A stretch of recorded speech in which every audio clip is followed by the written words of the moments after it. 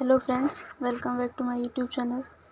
मैं आज आप लोगों को पढ़ाने वाली हूँ कक्षा 10 की कृतिका भाग 2। उसका पहला पाठ है माता का आंचल, जिसके लेखक है शिवपूजन सहाय। तो चलिए पढ़ते हैं हम लोग आज वीडियो में। माता का आंचल, शिवपूजन सहाय। शिवपूजन सहाय माता का आंचल के लेखक हैं। शिवपूजन सहाय ने ये उपन्यास देहाती दुनिया से लिया गया है। सन 1926 में प्रकाशित हुई थी देहाती दुनिया। हिंदी का पहला आलोचित उपन्यास माना जाता है। जहाँ लड़कों का संग तहाँ बाजे मृदंग, जहाँ बूढ़ों का संग तहाँ खर्चे का तंग। हमारे पिता तड़के उठाकर निबट नहाकर पूजा करने बैठ जाते थे। हम बचपन से ही उनके अंग लग गए थे। माता से केवल दूध पीने तक का नाता था, इसलिए पिता के साथ ही हम भी बाहर की बैठक में ही सोया करते। वह अपने साथ ही हमें भी उठाते और साथ ही नहला धुलाकर पूजा पर बैठा लेते। हम भभूत का तिलक लगा देने के लिए उनको दिक करने लगते, कुछ हंसकर, कुछ झुंझलाकर और कुछ डांटकर। वह हमारे चौड़े लीलार में त्रिपुंड कर देते थे। हमारे लीलार में भभूत खूब खिलती थी। सिर में लंबी लंबी जटाएं थी। भभूत रमाने से हम अच्छे खासे बम भोला बन जाते थे। पिताजी हमें बड़े प्यार से भोलानाथ कहकर पुकारा करते थे, पर असल में हमारा नाम था तारकेश्वर नाथ। हम भी उनको बाबूजी कहकर पुकारा करते थे और माता को मैया। बाबूजी रामायण का पाठ करते, तब हम उनके बगल में बैठे बैठे आईने में अपना मुंह निहारा करते थे। जब वो हमारी ओर देखते, तब हम कुछ लजाकर और मुस्कुराकर आईना नीचे रख लेते थे। वो भी मुस्कुरा पड़ते थे।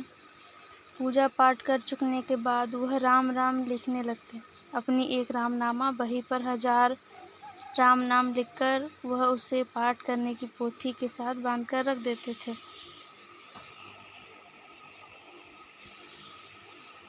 यह है तारकेश्वर नाथ और उनके बाबूजी की तस्वीर।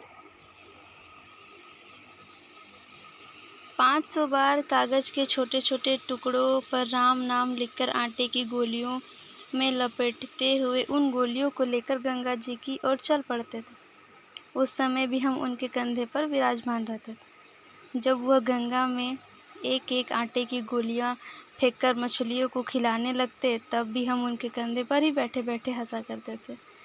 जब वह मछलियों को चारा देकर घर की ओर लौटने लगते, तब बीच रास्ते में झुके हुए पेड़ों की डालों पर हमें बैठाकर झूला झुलाते थे।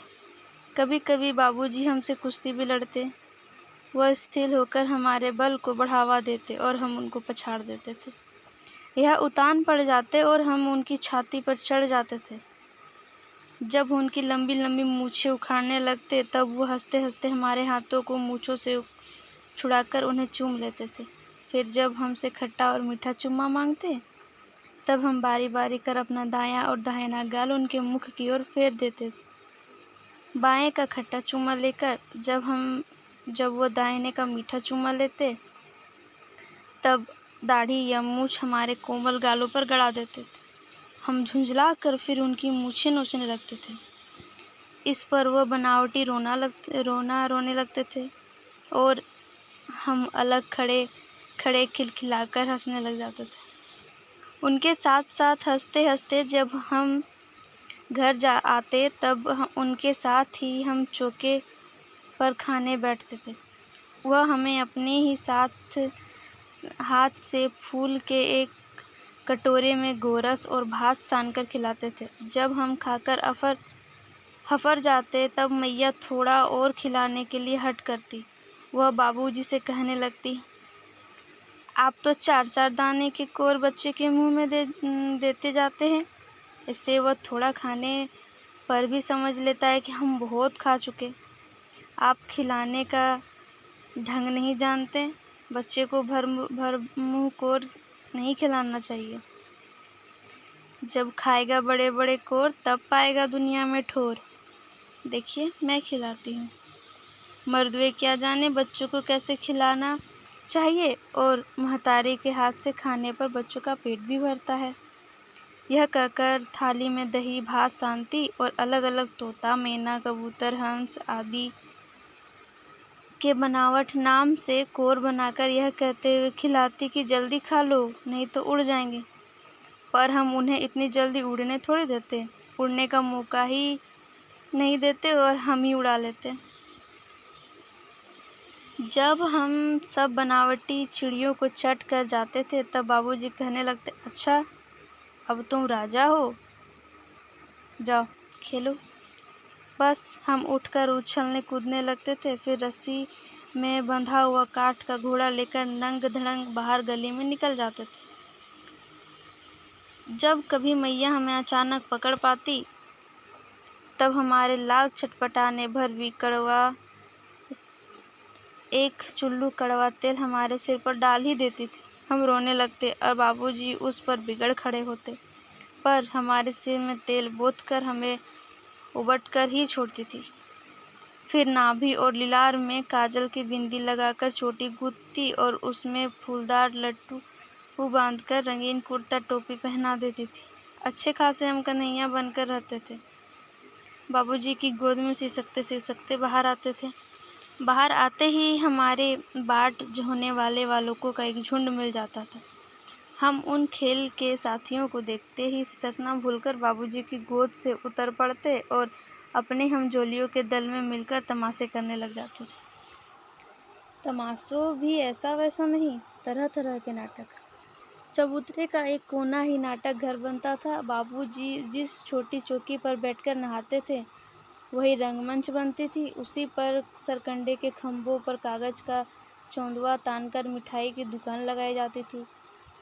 उसमें चिल्लम के खोंचे पर कपड़े की थाली में ढेले के लड्डू, पत्तों की पूरी कचौरियाँ, गीली मिट्टी की जलेबियाँ, फूटे घड़े के टुकड़े के बतासे आदि मिठाइयाँ सजाई जाती थी। ठिकरों के बटखरे और जस्ते के छोटे छोटे टुकड़ों के पैसे बनते। हम ही लोग खरीदार और हम ही लोग दुकानदार। बाबूजी भी 2-4 गोरखपुरिया पैसे खरीद लेते थे। थोड़ी देर में मिठाई की दुकान बढ़ाकर हम लोग घरौंदा बनाते। धूल की मेड़ दीवार बनती और तिनकों का छपरा, दातुन के खंभे, दिला सिलाई की पोटियों के किवाड़,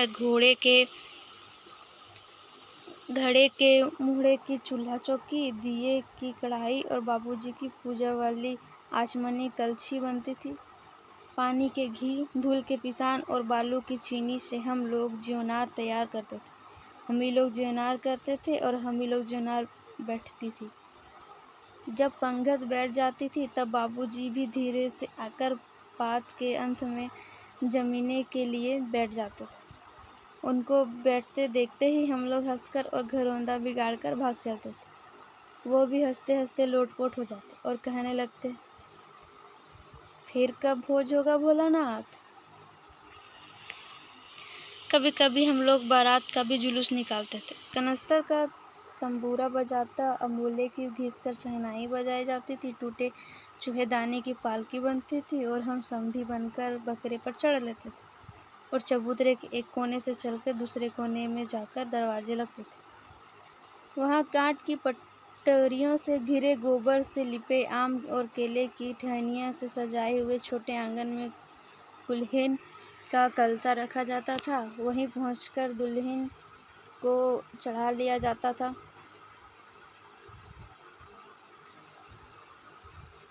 बारात फिर लौट आती। लौटने के समय खटोली पर लाल ओहार डालकर उसमें दुल्हनिया को चढ़ा लिया जाता था। लौट आने पर बाबूजी ज्यों ही ओहर घोंसकर दुल्हनिया का मुख निहारने लगते, त्यों ही हम लोग हंसकर भाग जाते। थोड़ी देर बाद फिर लड़कों की मंडली जुट जाती। इकट्ठा होते ही राय जमती की खेती की जाए। बस चबूतरे के छोर पर घिरनी गड़ जाती थी, उसके नीचे की गली कुआं बन जाती थी। मूंज की बटी हुई पतली रस्सी में एक चुक्कड़ बांध गढ़ाई पर चढ़ाकर लटका दिया जाता था। 2 लड़के बेल बनकर मोट खींचने लगते थे।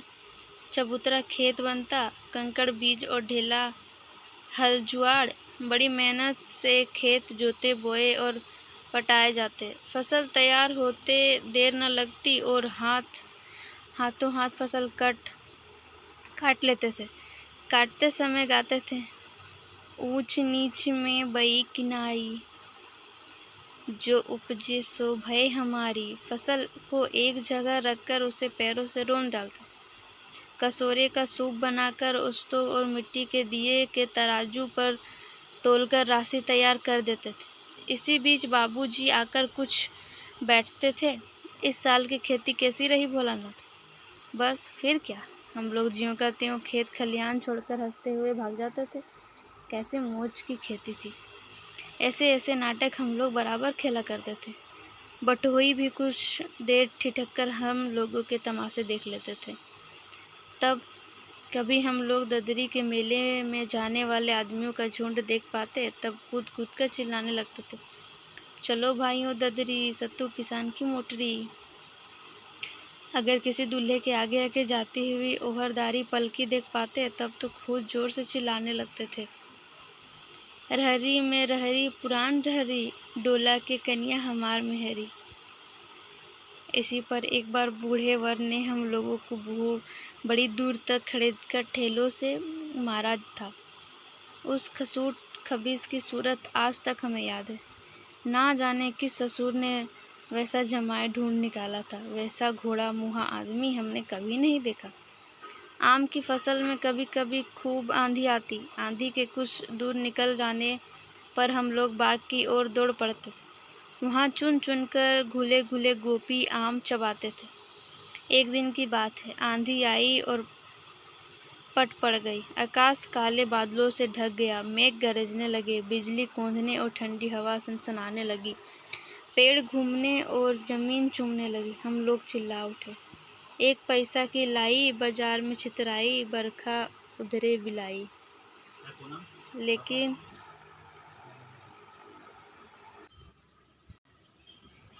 लेकिन बरखा ना रुकी और भी मूसलाधार पानी होने लगा। हम लोग पेड़ों की जड़ से धड़ से सट गए, जैसे कुत्ते के कान में अठई चिपक जाती है। मगर बरखा जमीन नहीं थम गई। बरखा बंद होते ही बाग में बहुत से बिच्छू नजर आए। हम लोग डरकर भाग चले। हम लोगों ने बेजू बड़ा ढीठ था। संयोग की बात, बीच में मासूम तिवारी मिल गए। बेचारे बूढ़े आदमी को सोचता कम था। बेजू उनको चिढ़ाकर बोला, बुढ़वा बेईमान, मांगे करेला का चोखा। हम लोग ने भी बेजू के सुर में सुर मिलाकर यही चिल्लाना शुरू कर दिया। मूसन तिवारी ने बदहोशा खदेड़ा। हम लोग तो बस अपने अपने घर की ओर आंधी हो चले। जब हम लोग ना मिल सके, तब तिवारी जी सीधे पाठशाला में चले गए। वहाँ से हमको और बेजू को पकड़ लाने के लिए 4 लड़के गिरफ्तारी वारंट लेकर छूटे। इधर ज्यों ही हम लोग घर पहुँचे, त्यों ही गुरुजी की सिपाही हम लोगों पर टूट पड़े। बेजू तो 9-2-11 हो गया, हम पकड़े गए। फिर तो गुरुजी ने हमारी खूब खबर ली। बाबूजी ने यह हाल सुना, वह दौड़े हुए पाठशाला में आए, गोद में उठाकर हमें पुचकारने और फुसलाने लगे। तो हम दुलारने से चुप होने वाले लड़के नहीं थे। रोते रोते उनका कंधा आंसुओं से तर कर दिया। वह गुरुजी की चिरोरी करके हमें घर ले चले। रास्ते में फिर हमारे साथी लड़कों का झुंड मिला। वे जोर से नाचते और गाते थे, माई पकई गरर गरर पुआ, हम खाए पुआ, ना खेलब जुआ। फिर क्या था, हमारा रोना धोना भूल गए। हम हट करके बाबूजी की गोद से उतर पड़े और लड़कों की मंडली में मिलकर लगे वही तार सुन अपनाने। तब तक सब लड़के सामने वाले मकई के खेत में दौड़ पड़े। उसमें चिड़ियों का झुंड चल रहा था। वे दौड़ दौड़कर उन्हें पकड़ने लगे। फिर एक भी हाथ न आई। हम खेत से अलग ही खड़े होकर गा रहे थे, राम जी की चिरई, राम जी का खेत, खा लो चिरई भर भर पेट। हमसे कुछ दूर बाबूजी और हमारे गांव के कई आदमी खड़े होकर तमाशा देख रहे थे और यही कहकर हंसते थे कि चिड़िया की जान जाए, लड़कों का खिलौना। सचमुच लड़के और बंदर पराई पीर नहीं समझते। एक टीले पर जाकर हम लोग चूहों के बिल में से पानी उलचने लगे। नीचे से ऊपर पानी फेंकता था। हम सब थक गए। तब तक गणेश जी के चूहे की रक्षा के लिए शिव जी का सांप निकल आया। रोते चिल्लाते हम लोग बेतहाशा भाग चले। कई औंधा गिरा, कई अंटाचिट, किसी का सर फूटा, किसी के दांत टूटे। सभी गिरते पड़ते भागे। हमारी सारी देह लहूलुहान हो गई। पैरों के तलवे कांटों से छीलनी हो गए।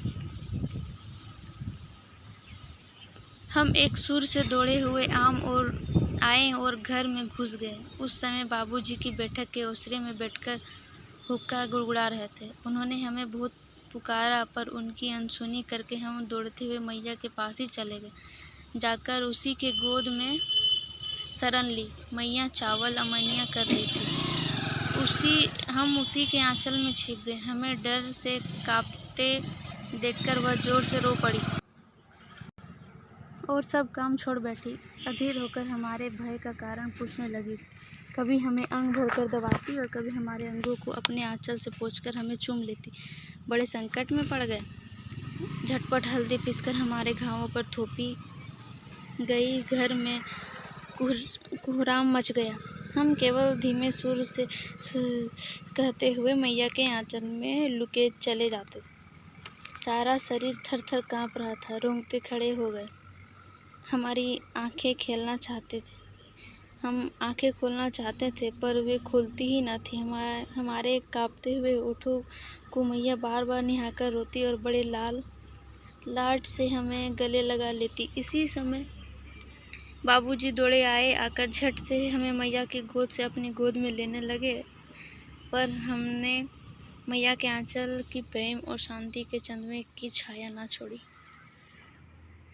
ये रहे इस पाठ के कुछ प्रश्न अभ्यास, जिसे मैं अगले वीडियो में करवाऊंगी आप लोगों को।